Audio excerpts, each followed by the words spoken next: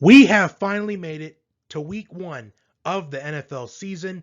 Johnny Talk Sports is bringing my week one NFL predictions, and I'm just going to get straight into this. I'm going to go right into the picks. I don't want to waste any more time, so here we go with the picks.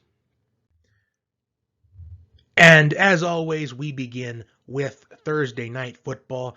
And this week, Thursday Night Football features the Cowboys and the Buccaneers. The Buccaneers are the reigning Super Bowl champions. Is there such thing as a Super Bowl hangover? Yes, but will it apply to Tom Brady and the Buccaneers? I seriously doubt it, because the odds are just completely stacked in Tampa Bay's favor as far as winning in convincing fashion. The Cowboys do have Dak Prescott back, but their defense didn't get much better in the offseason. I know they drafted Micah Parsons, but still, it's going to take more than Micah Parsons to just improve this defense. I mean, they have Dan Quinn as a defensive coordinator now, and you know what? Dan Quinn, I would say, is a much better defensive coordinator than he is a head coach. I will say that. But the Cowboys' best offensive lineman in Zach Martin is out for this game in protocols. So I think that's just going to really limit the space that Zeke has to run this football against this ferocious Tampa Bay defense. So I think the Buccaneers, they really dominate this game. The question is by how many points, because we know that Dak Prescott puts up these great numbers in garbage time, and the games end up looking closer than what they really were. So Tampa Bay wins this easily. I'm just really not sure by how many. That's just the bigger question at this point. We're on to the Sunday games now, the Eagles and the Falcons. And I think this is one of those good matchups this week that I don't think many people are talking about, mainly because of how poorly these two teams did last season. I think this matchup is definitely going to get overshadowed by a lot of matchups such as Steelers, Bills, Cardinals, Titans, Browns, Chiefs, just to name a few. But this matchup features two candidates for Offensive Rookie of the Year, Devontae Smith on the Eagles and Kyle Pitts on the Falcons. So it's going to be exciting watching these two make their NFL debut. And the Falcons, they did make a couple moves in this offseason, including signing Mike Davis, who I think is going to hopefully have a good season for the Falcons, although I really wouldn't get my hopes up considering that Todd Gurley was a hyped signing in last year's free agency, last year's offseason. It didn't really pan out that well. So I really don't want to personally get my hopes up on Mike Davis. And the Eagles, well, they're kind of like the Falcons in a way. Their defense, at least some similarities, I should say. I mean, really both these defenses aren't that good. Although for the Eagles defense, there are some moments that they have where they look like one of the best defenses in the NFL. I think the main problem with this Eagles defense is the secondary. Meanwhile, for the Falcons to even have a chance at the postseason, really, or even to win the division, they'll probably have to put up about 30 to 35 points per game, which I really don't think that's manageable, even for an offense like the Falcons. And I would say this even if they still had Julio Jones, who they traded to the Titans in the offseason. So I'm going to go with the Eagles in this matchup. I just am not really sold in on the Falcons this season. I think it's going to take at least 3 to 4 seasons for Arthur Smith to really get things going. But I think Arthur Smith is really going to have this team disciplined. I think he's got great knowledge of this Falcons offense. I think he clearly wants to work with Matt Ryan moving forward, which is why they drafted Kyle Pitts instead of going with Justin Fields in the draft. So I think that really shows that they trust Matt Ryan moving forward, that he trusts Matt Ryan. So I think it's going to be a solid season for the Falcons. I think the Falcons, they might win a couple more games than what people are anticipating, but they won't win this one. I'm going with the Eagles. Next, we have the Steelers and the Bills. And the Steelers last season, we saw them get off to an unbelievable start, 11-0, and then things took a turn for the worse for them. While the Bills, we saw them in the AFC title game last year, and many say the Bills are going to be that one team in the AFC that can take down Kansas City in the AFC. Josh Allen signed a huge extension over the offseason.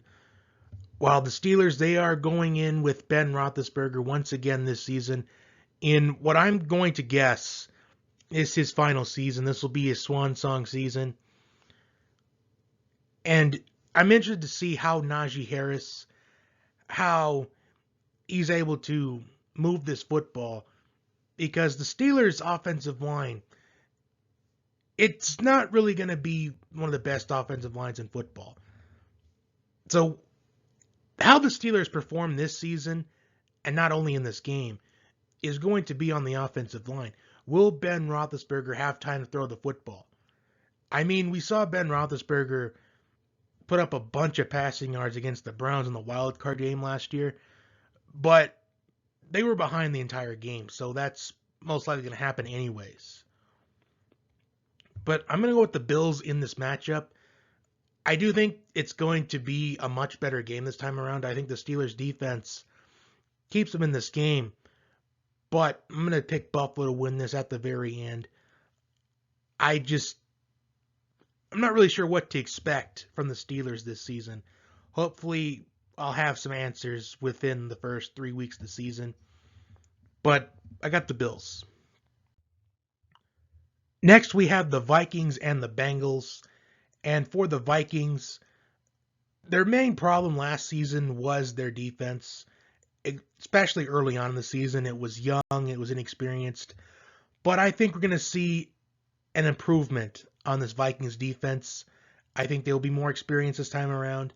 And for the Bengals, many suspected they should have drafted Penei Sewell with the 5th overall pick in April's NFL draft, and instead they went with Jamar Chase. But I still think that despite the accusations that Jamar Chase has against him right now, I still think that was a smart pick.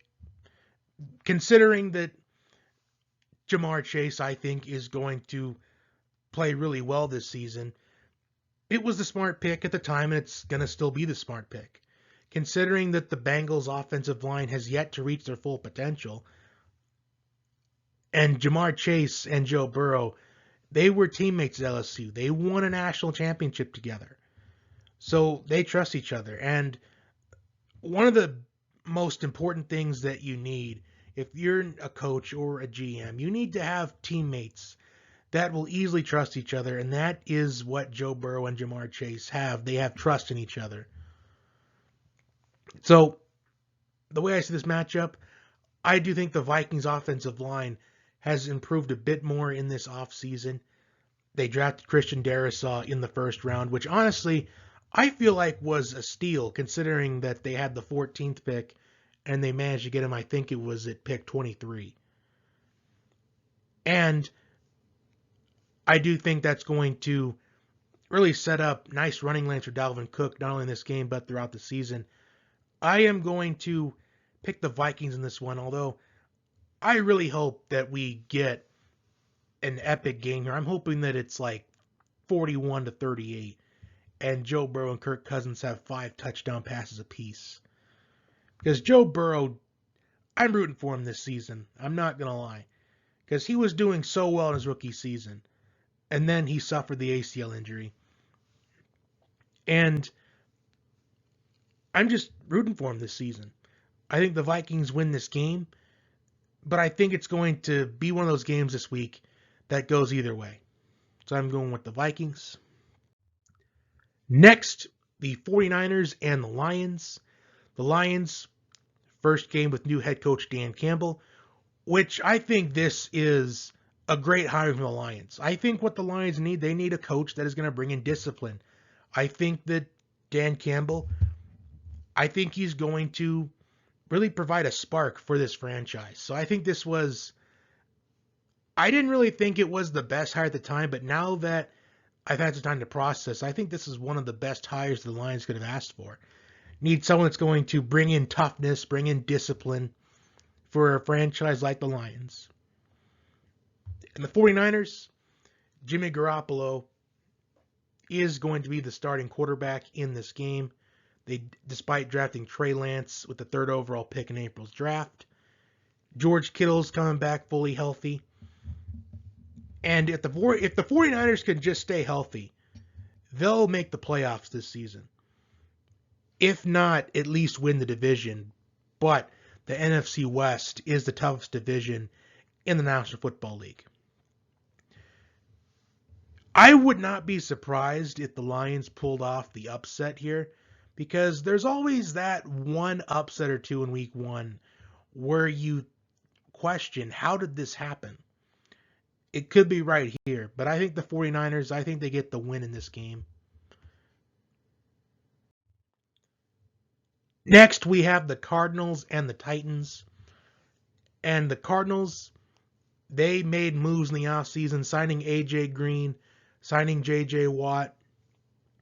For the Titans, they traded for Julio Jones after Corey Davis left the Titans for the Jets in free agency. So, in my mind, I think the Titans really upgraded here at wide receiver. You have A.J. Brown, Julio Jones. You've got 2 number 1 receivers on your offense. And I think that's setting up for Ryan Tannehill to have the best season of his career.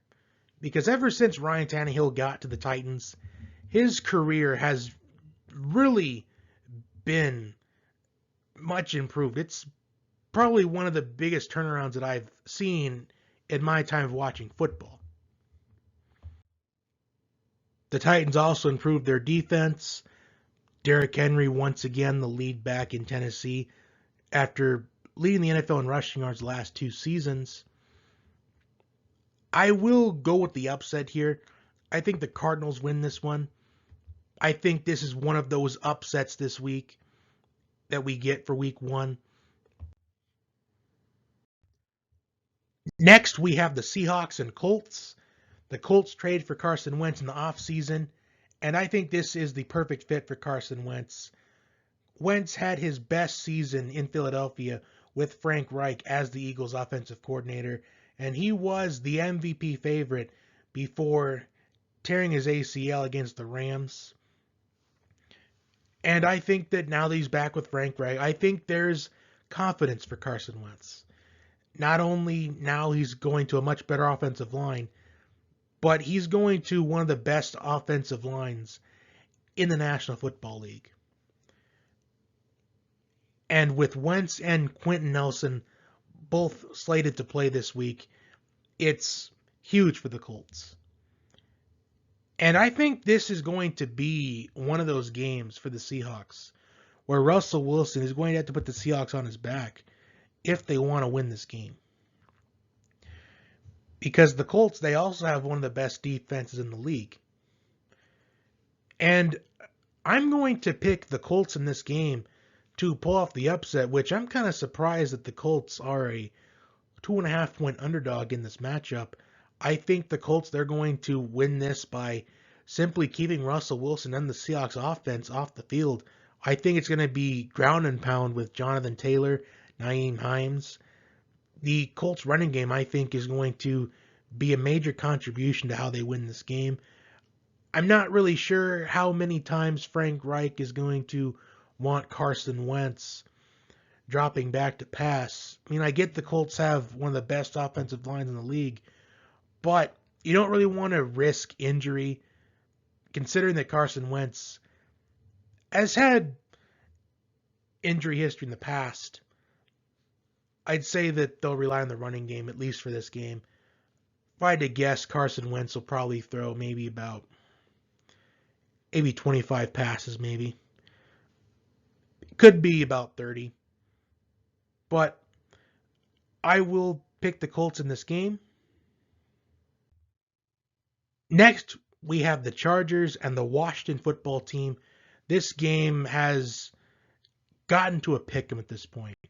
And I can really see why. I mean, the Chargers defense, I think, is going to be much improved this season with Brandon Staley as the new Chargers coach. And Washington is going to have, once again, one of the best defenses in the NFL. So I think this is going to be a low-scoring game.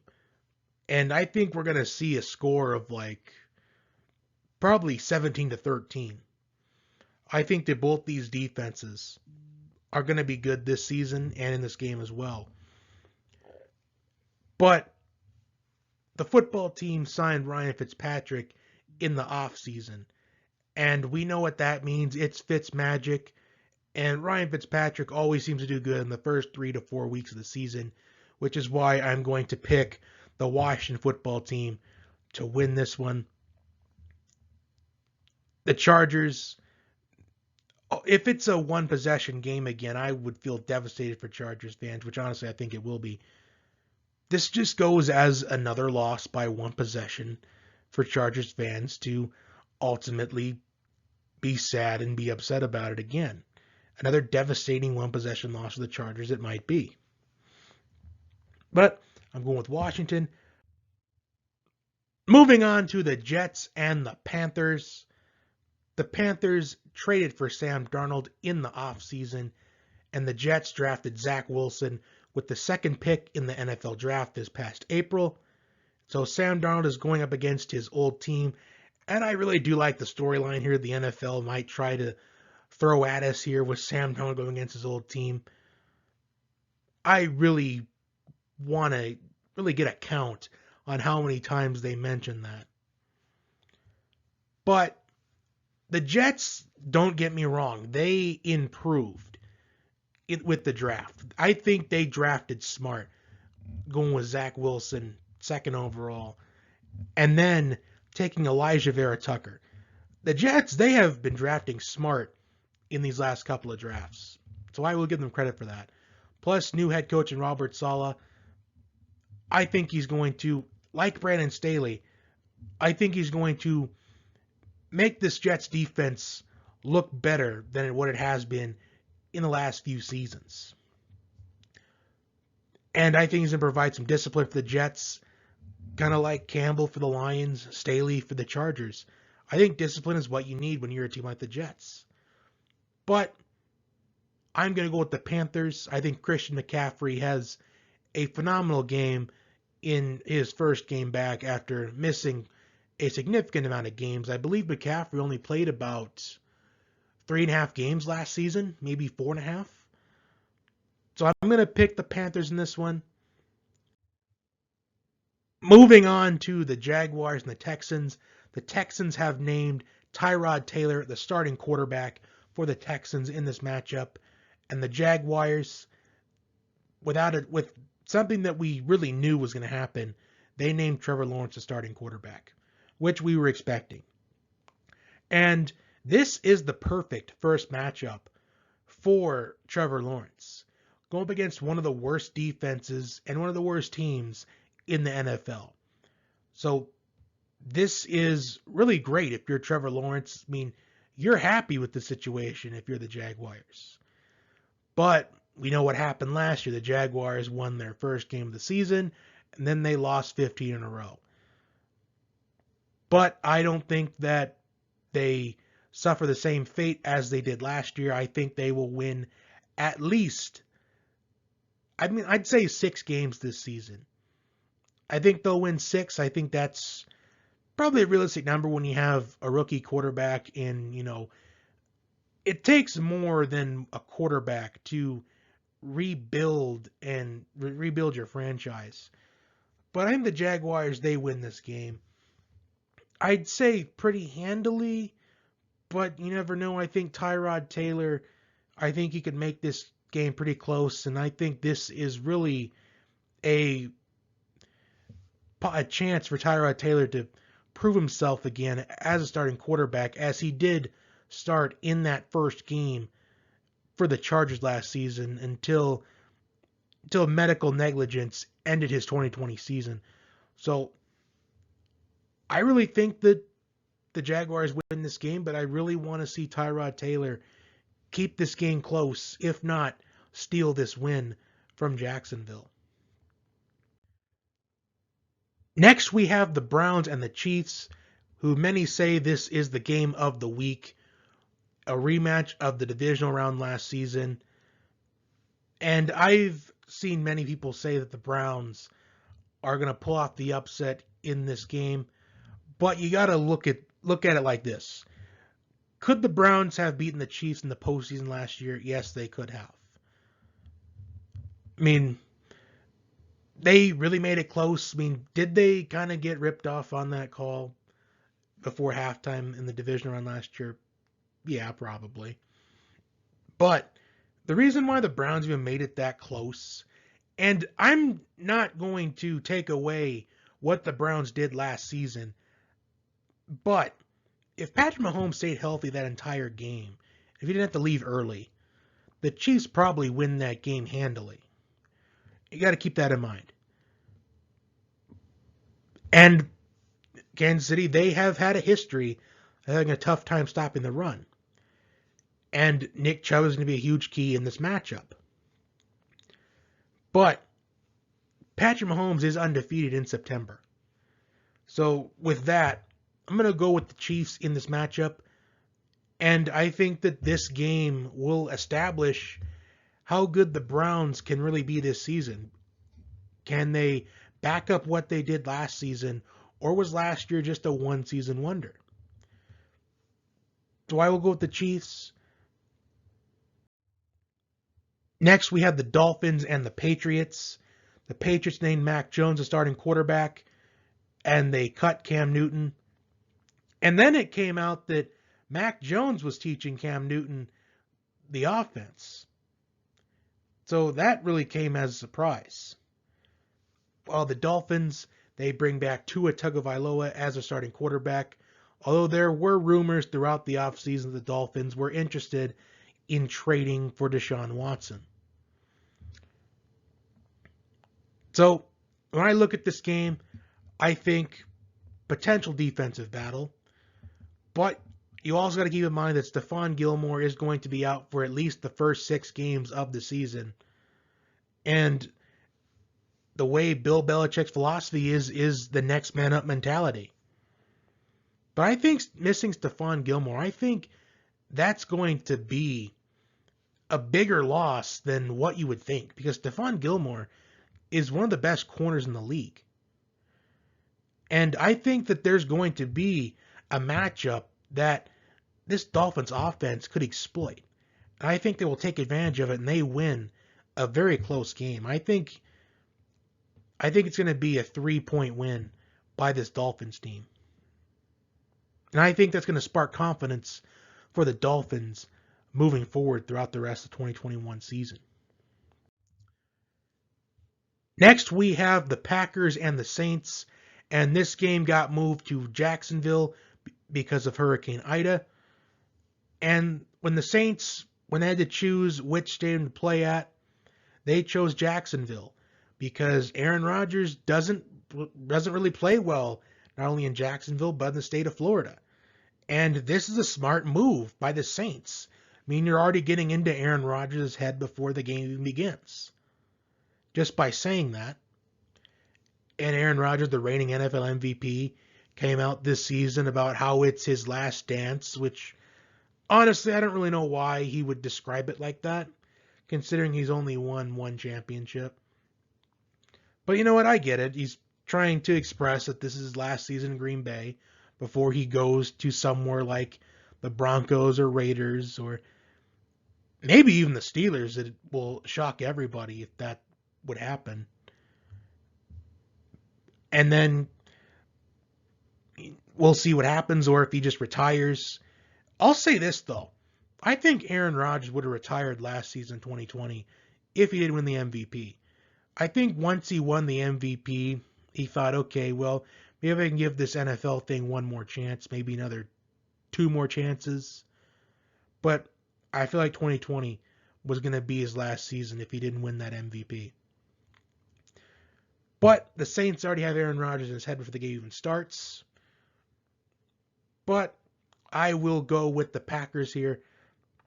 I just think that Aaron Rodgers is motivated by his last dance mentality for this season.